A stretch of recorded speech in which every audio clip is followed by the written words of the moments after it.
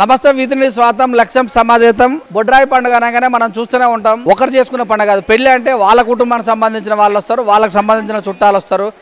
జాతర అంటే ఆ ఊర్లో ఉన్న వాళ్ళందరూ చేసుకుంటారు. కానీ బొడ్రాయి అంటే వాళ్ళు వాళ్ళు వాళ్ళు అన్న తమ్ముడు బావ బామార్ది అక్క చెల్లె వదిన అత్త వీళ్ళందరూ కూడా దగ్గర సంబంధం కూడా దూరం వాళ్ళు కూడా వచ్చిపోతున్నారు. ఫ్రెండ్స్ కూడా వస్తుంటారు. అంటే ఒక ఇంటికి దాదాపు 40 నుంచి 50 మంది దాకా వస్తుంటారు.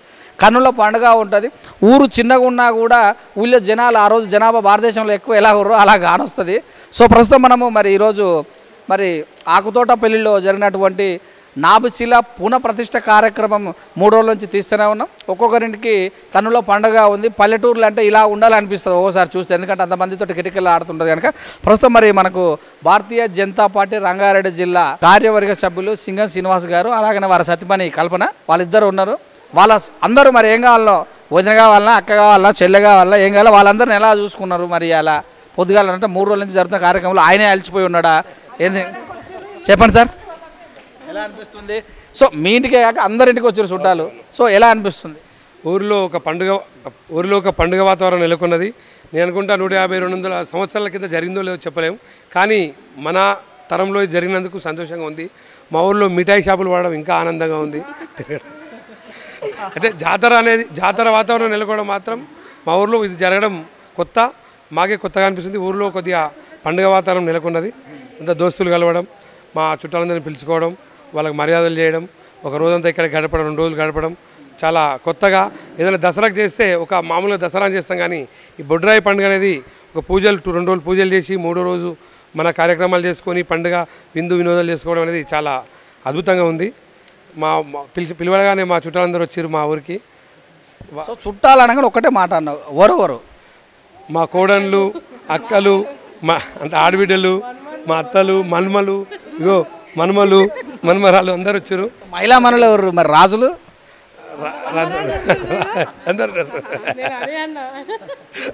రాజులందరూ అక్కడ వాళ్ళు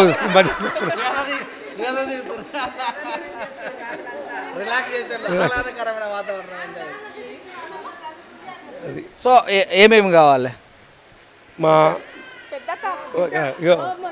మా వదిన, మా అక్క, మా పెద్దక్క పెళ్ళయి అంటే ఏమే ఇక్కడ. ఏం పేరమ్మా మీ పేరు? యాదమ్మ. ఎలా చూసుకుని మంచిగా చూసుకుంటా? మంచిగానే చూసుకుంటాడు. పొద్దుగాల లేవని ఏమి ఇచ్చిండు? టిఫిన్ కాఫీ అని ఇచ్చిండు? అన్నీ మేమే చెప్పు. టీవీలో వస్తున్నామని అబద్ధం చెప్తున్నావా? ఆయన లేనప్పుడు చెప్పు. ఆయన లేనప్పుడు ఏమనుకుంటావు చెప్పు.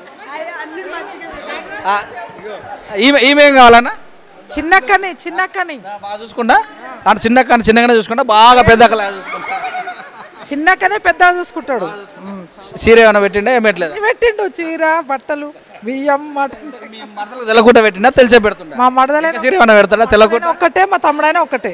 తెల్లకుండా పెడతాడా? లేదు అవన్నీ ఏం చెప్పక్క అంటాడా?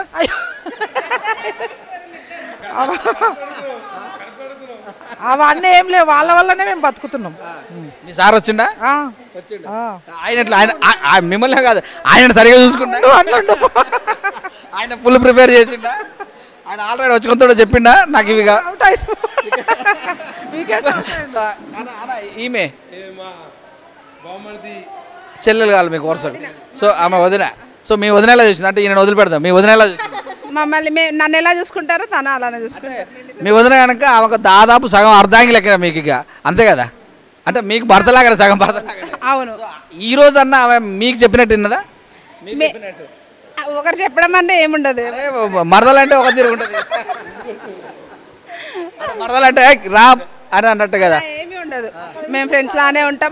నిజం చెప్పండి. అక్క చెల్లెలు ఎలా ఉంటారా? లేదా ఆమె ఎదురుగా ఉందని ఈ రోజు కాదు, మీరు నా ఒక 10 సంవత్సరాలు 100 సంవత్సరాల తర్వాత వచ్చినా మేము అలానే ఉంటాం, ఇలానే ఉంటాం.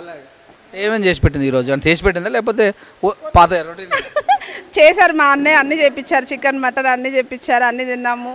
కళ్యాణ్ తెచ్చారా? కళ్ళు మేము తాగితే తెస్తారేమో. గాజులు అలాంటివి ఏమైనా పెట్టించారు? రిక్వైర్మెంట్ తీసుకుపోయినావా? ఇంకా రిక్వైర్మెంట్ అంటే మేము ఇప్పుడు ఒడిబియ్యం పోసాము మా వదినకి.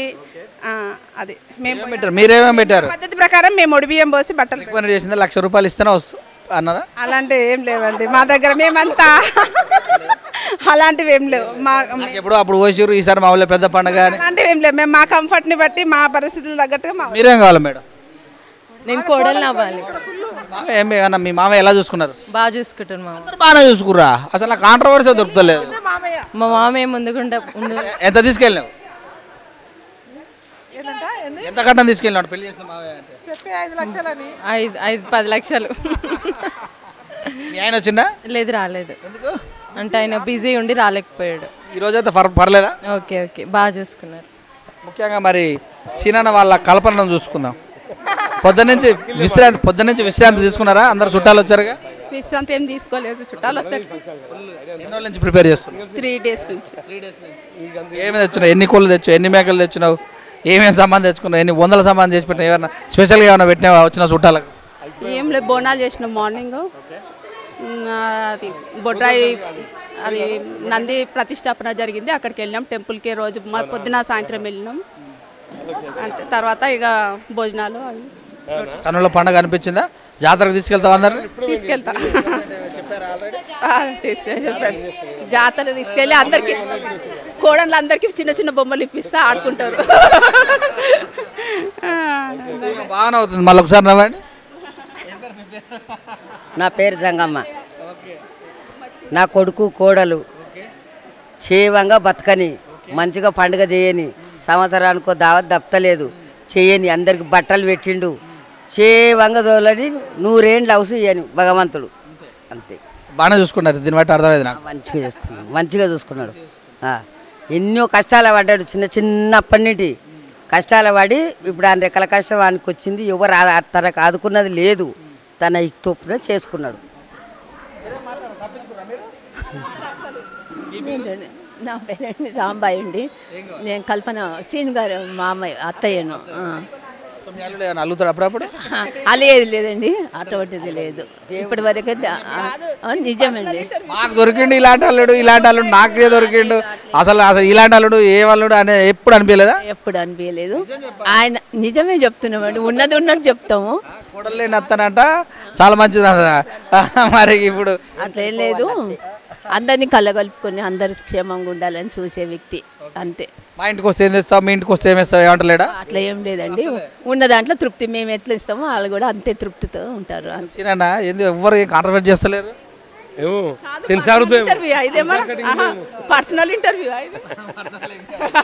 సెన్సార్ కటింగ్ ఉంది. సో ఏమనిపిస్తుంది? ఓవరాల్గా సంతోషంగా ఉంది. మళ్ళీ ఎప్పుడెప్పుడు జరుపుకోవాలి, 20 ఏళ్ళకి ఒకసారి దొడ్రాయి పండుగ అని అనిపిస్తుంది. అలిగిందంటే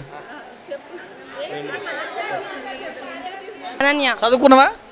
ఏం చదువుతున్నావు? 10th class. తిన్నావా ఈరోజు? తిన్నా. ఏం పెట్టింది మీ అమ్మ స్పెషల్గా ఈరోజు? చికెన్. ఏం పెట్టిన ఆలోచిస్తున్నావు? ఇంకా మటన్ ఏం పెట్టలేదా? పెట్టింది, నాకు మటన్ ఇష్టం లేదు. ఇలా స్పెషల్ ఉందా? స్పెషల్ అనిపించిందా రోజు? ఈరోజు స్పెషల్గా ఉందా? ఏమన్నా బొడ్రాయి పండుగ మీ ఇంటికి ఇంతమంది చుట్టాలు, అరే ఇంతమంది వచ్చారు అనిపించిందా? అనిపించినట్టు అనిపించిందా? బోనం ఎత్తుకున్నా కానీ తినడానికి ఏం స్పెషల్ లేదు, రొటీన్. రోజు మీ నాన్న ఇదే పని? రోజు తింటేనే ఉంటాము చికెన్, మటన్, అన్నం, పెరుగు, అలవాటు అయిపోయింది అంతే. చుట్టాలు వచ్చారు, ఎలా అనిపించింది? అరే మేము ఎప్పుడు పోతారో నాయన నిద్ర వస్తుంది అనుకుంటున్నావా? లేకపోతే నీకున్నటువంటి బుక్స్, నీకున్నటువంటి అన్ని గేమ్స్ అని వాళ్ళే ఆడుకుంటూ నాకు టైం లేదు అనిపించిందా? ఏమలా ఫోన్ వాళ్ళే గుంజుకొని ఆడుకున్నట్టు అనిపించింది? ఇష్టమైనటువంటి టీవీ ఛానల్ పెట్టుకోవట్లేదు అనిపించింది? ఏమలా మీరు ఆడుకోరా బాబు, నేను బయటకు పోతాను. ఒకసారి కలుసుకుంటాం కదా. నీకేం అనిపించింది? ఏమనిపించింది? నీకు ఐస్ క్రీమ్ కావాలనిపించిందా? జాతర చూడగానే కళ్ళు జిగేలన్నా? ఎంజాయ్ చేద్దాం అనిపించింది. చేసిన ఇప్పించింది బట్టలు. ఇయ్యాలి ఇప్పేలే మంచి బ్యాగ్ వచ్చిందే ఇప్పుడు.